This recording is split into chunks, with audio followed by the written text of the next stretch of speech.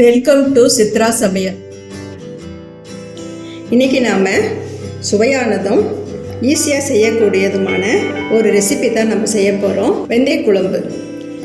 இது நம் உடம்பு சூட்டை தணிக்கக்கூடியது, எல்லோரும் விரும்பி சாப்பிடக்கூட தூண்டும் ஒரு ரெசிபி தான். இது நம்ம உடம்புக்கு ரொம்ப நல்லது.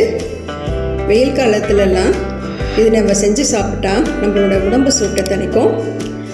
ஈஸியாக செஞ்சிடலாம். வாங்க, இதுக்கு தேவையான பொருளை நம்ம இப்போ பார்க்கலாம். ஒரு எலுமிச்சை அளவு புளியை ஊற வச்சு கரைச்சி வச்சுருக்குறோம். தேங்காய், மிளகு, 3 பல் பூண்டு, 2 ஸ்பூன் தேங்காய், மிளகு 1/4 ஸ்பூன், பூண்டு 5-6 பூண்டு. இதே மாதிரி கொரகொரப்பாக அரைச்சி எடுத்து வச்சுருக்குறோம். இது குழம்பு மிளகாத்தூள் 2 ஸ்பூன், கொத்தமல்லி தூள் 1 ஸ்பூன். இது வெந்தயமும் சீரகமும் வெறும் வடச்சட்டியில் வறுத்து மிக்சியில் நைஸாக பொடி பண்ணி வச்சுருக்குறோம். இது 1/4 ஸ்பூன் எடுத்துக்கணும். வெந்தயம் 1/4 ஸ்பூன், சீரகம் 1/4 ஸ்பூன் எடுத்து வெறும் வடச்சட்டியில் வறுத்து மிக்சியில் நைஸாக அரைச்சி எடுத்துருக்குறோம். 2 பச்சை மிளகாய், கருவேப்பிலை 1 கொத்து, தக்காளி ஒரு பெரிய தக்காளி கட் பண்ணி வச்சுருக்குறோம். பூண்டு பெரிய பல் பூண்டு எடுத்து உரித்து வச்சுருக்குறோம். சின்ன வெங்காயம் ஒரு 15 கட் பண்ணி வச்சுருக்குறோம். வெந்தயம் 1 ஸ்பூன், உளுந்து 1 ஸ்பூன். வாங்க, இப்போ நம்ம வெந்தய குழம்பு செய்ய ஆரம்பிக்கலாம். வெந்தய குழம்பு இப்போ செய்ய ஆரம்பிக்கலாம். நல்லெண்ணெய் எடுத்துக்கலாம். இந்த மாதிரி புளிக்குழம்புங்கெல்லாம் நல்லெண்ணெய் தான் ரொம்ப டேஸ்ட்டை கொடுக்கும். இது ஒரு 5 ஸ்பூன் ஊற்றிக்கலாம். இது 3 பேர் சாப்பிடக்கூடிய குழம்பு தான் செய்ய போகிறோம். எண்ணெய் காஞ்சிருச்சு. இப்போ நம்ம வெந்தயம், உளுந்து அது போட்டுக்கலாம்.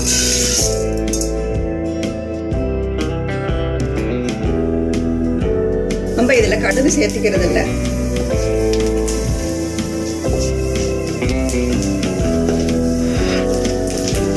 உளுந்து வெந்தயம் சேர்ந்துருச்சு.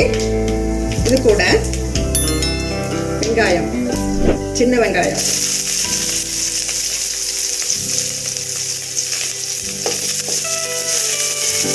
அடுப்பை மீடியம் சைஸில் வச்சுக்கலாம்.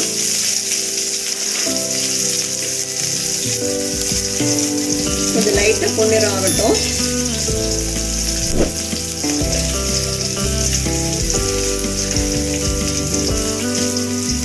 இது கூட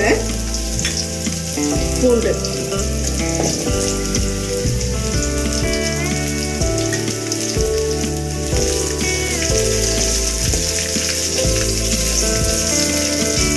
முழு பூண்டு போட்டால் சாதத்தோட இந்த குழம்பு சாப்பிடும்போது பூண்டு தட்டுப்படும், டேஸ்ட்டாக இருக்கும். சாப்பிடும்போது இன்னும் கொஞ்சம் குழம்பு ஊற்றி சாப்பிட்லாமா நம்ம இதை தூண்டும்.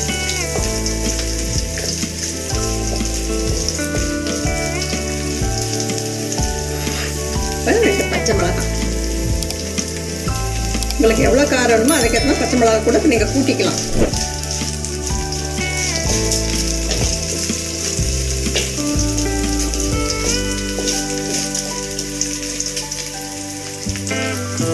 கருவேப்பிலை,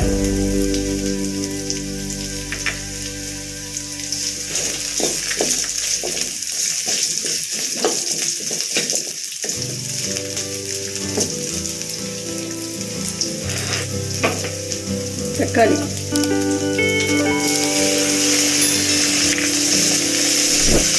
நான் இன்னைக்கு 1 தக்காளி எடுத்திருக்கேன். உங்களுக்கு தக்காளி இன்னும் கூட வேணும்னா இன்னும் கூட கொஞ்சம் சேர்த்து கட் பண்ணி போட்டுக்கலாம்.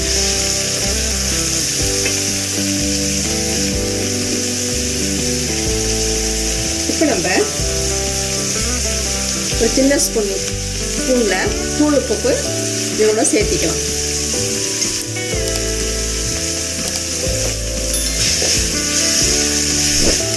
ஏன் உப்பு சேர்த்துக்கிறோம்னா, இந்த தக்காளி இருக்கிற நீர் சத்து வெளியே தக்காளி வெங்காயம் எல்லாம் நல்லா கொழகொழப்பாக வெந்து வரும்.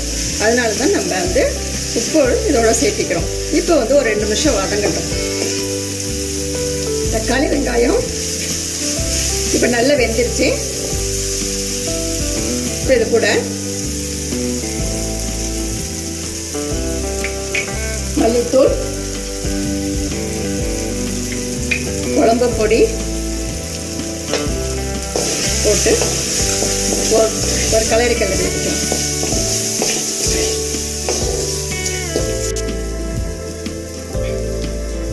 இப்போ நம்ம புளிக்கரைசலை ஊற்றிடலாம்.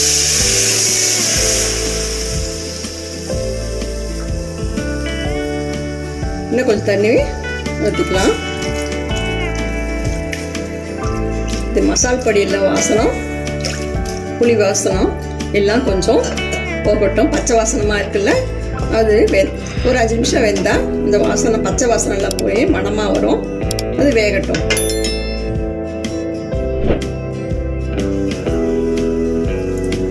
இப்போ பாருங்கள், குழம்புத்தூள், மல்லித்தூள், புளியெல்லாம் நல்லா வெந்து எண்ணெய் பிரிஞ்சு வந்திருக்கு. இப்போ பச்சை வாசனமும் போயிடுச்சு, பூண்டும் நல்லா வெந்துடுச்சு. இந்த டயத்தில் நம்ம தேங்காய், மிளகு, பூண்டு அரைச்சி வச்சுருக்குறோம்ல, அதை இப்போ சேர்த்திக்கலாம். இது ஏன் சேர்த்துறோம்னா, ஒருத்தருக்கு நெஞ்சு எரிச்சல் இருக்குது, ஜீரணம் ஆக கஷ்டமாக இருக்குன்னு போது இதை சேர்த்துக்கிட்டா இன்னும் கொஞ்சம் ஜீரண சத்தாகும். இதை ஒரு கலரிடலாம். ரொம்ப நைஸாகவும் அரைக்கக்கூடாது. இது ஒரு நிமிஷம் வேகட்டும். தேங்காய், மிளகு, பூண்டெல்லாம் நல்லா வெந்து பச்சை வாசனம் போயிடுச்சு. இப்போ நம்ம வெந்தயம், சீரகம் பொடி பண்ணி வச்சுருக்கோம்ல, அதை போட்டுடலாம்.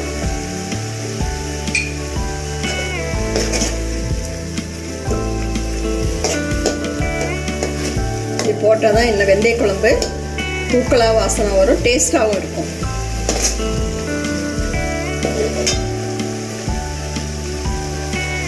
இது கூட ஒரு ஸ்பூன் வெல்லம் போட்டுக்கலாம். வெல்லம் போடுறது உங்கள் விருப்பம், ஆனால் வெல்லம் போட்டால் தான் இந்த குழம்பு புளிப்பு, இனிப்பு, காரம் எல்லாம் சேர்ந்து சூப்பராக இருக்கும். சாதத்தோட சாதம் கொஞ்சம் குழைய வடித்து இதை ஊற்றி சாப்பிட்டா கம்மன்னு இருக்கும்.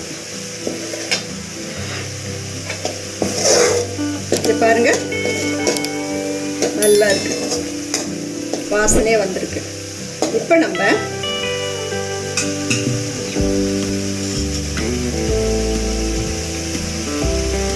ஒரு நல்லெண்ணெய் ஒரு 3 ஸ்பூன் விட்டுக்கலாம் பச்சையா.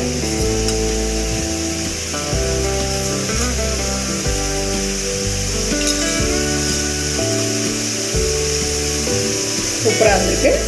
இதை டேஸ்ட் பண்ணி பார்க்கலாம், உப்பு காரெல்லாம் சரியாக இருக்கான்னு.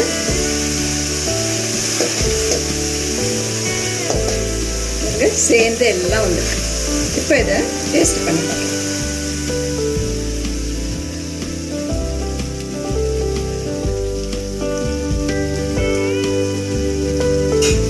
உப்பு காரம் எல்லாம் சரியாக இருக்குது. கேஸ் ஆஃப் பண்ணிவிட்டு இதை ஒரு பவுலில் மாற்றிக்கலாம். பாருங்கள், வெந்தய குழம்பு ரெடி ஆகிடுச்சு. ஒரு பவுலில் நம்ம மாற்றிக்கிட்டோம். ரொம்ப சுவையாக வந்திருக்கு. நீங்களும் உங்கள் வீட்டில் இதே அளவோடு செஞ்சு பாருங்கள், சரியாக வரும். குழந்தைங்க, பெரியவங்கள்லாம் விரும்பி சாப்பிடுவாங்க. வாரத்துக்கு 2-3 வாட்டி இதை மாதிரி செஞ்சு சாப்பிடுங்க. இந்த வீடியோ உங்களுக்கு பிடிச்சிருந்தா சித்ரா சமையலுக்கு லைக் பண்ணுங்கள், கமெண்ட்ஸ் பண்ணுங்கள், சப்ஸ்கிரைப் பண்ணுங்கள். உணவே மருந்து. மிக்க நன்றி. இந்த வீடியோ உங்களுக்கு பிடிச்சிருந்தா சித்ரா சமையலுக்கு லைக் பண்ணுங்க, ஷேர் பண்ணுங்க, சப்ஸ்கிரைப் பண்ணுங்க. உங்களுடைய கருத்துக்களை கமெண்ட் செக்ஷன்ல பதிவு பண்ணுங்க. உணவே மருந்து.